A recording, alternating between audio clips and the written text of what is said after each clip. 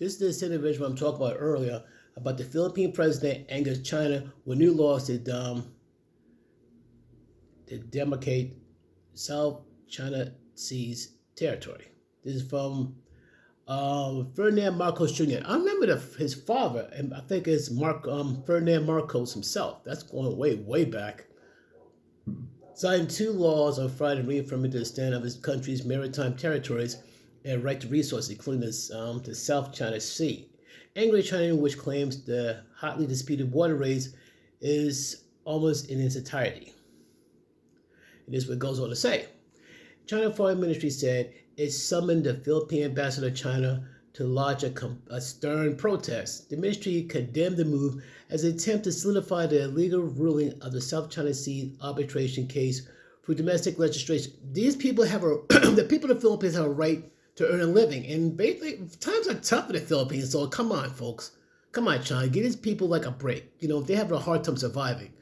I believe they have a right to the South China Sea, you know, to get resources to help their people survive, to get by and all that. Times are tough for the Philippines. Confrontation between Chinese and Philippine Coast Guards and naval forces in the disputed sea passage has spiked alarmingly since last year. That has sparked fears that the United States, Manila's longtime treaty ally, may get drawn into major conflict. We don't need that. We don't. But Trump says I'm not gonna sweat too hard over it. It was like the last administration I'd be sweating bullets, but since Trump is here, yeah, it'd be made good. Thank goodness. The law is called the Philippine Maritime Zones Act and the Philippine Archipelago Sea Lanes Act was signed by Marcos in a national televised ceremony attended by top military and national security officials.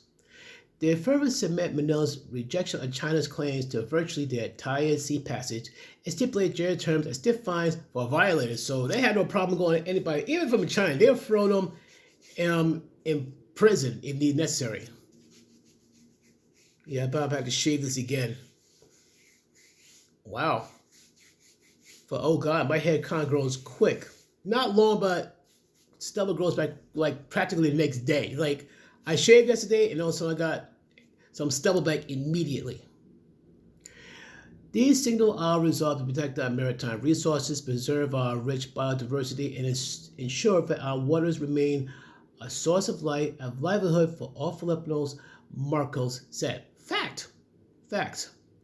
Chinese Foreign Ministry spokesman Miao Ning said the move seriously infringes on China's territorial sovereignty and maritime rights and interests in the South China Seas. Of course they say that. China strongly condemns and firmly opposes it, she says. That's her name? Okay.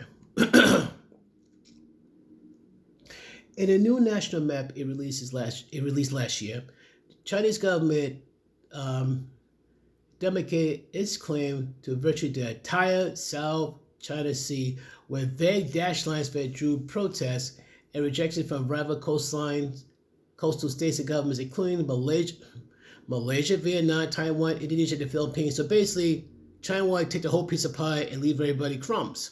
So of course, these other areas like Malaysia, Vietnam, Taiwan, Indonesia, and Philippines, of course they're going to feel a certain way because you take away the people's livelihood. You take away the people's means of earning a living and even surviving. The Maritime Zones Act demarcates key parts of the Philippines' archipelago territory, outlying waters where it has full sovereignty and sovereign rights under international law and the 1982 UN Convention of Law of the Sea, Philippine officials said. These zones include the country's exclusive economic zone, a 200 nautical mile, 370 kilometer, stretch of water where a coastal state like the Philippines has exclusive rights to tap energy and other resources. Foreign ships and aircraft have internationally recognized right known as innocent passage to pass through such a zone as long as the coastal state security will not come under threat. Understandable. The Archipelago Sea Lanes Act allows the Philippines to designate sea lanes and the air routes in the archipelago where foreign ships and aircraft could transit under its regulation and compliance with international law. These legal instruments solidify our territory and enhances our ability to protect our country against any infringement, said National Security Advisor Eduardo Ano said.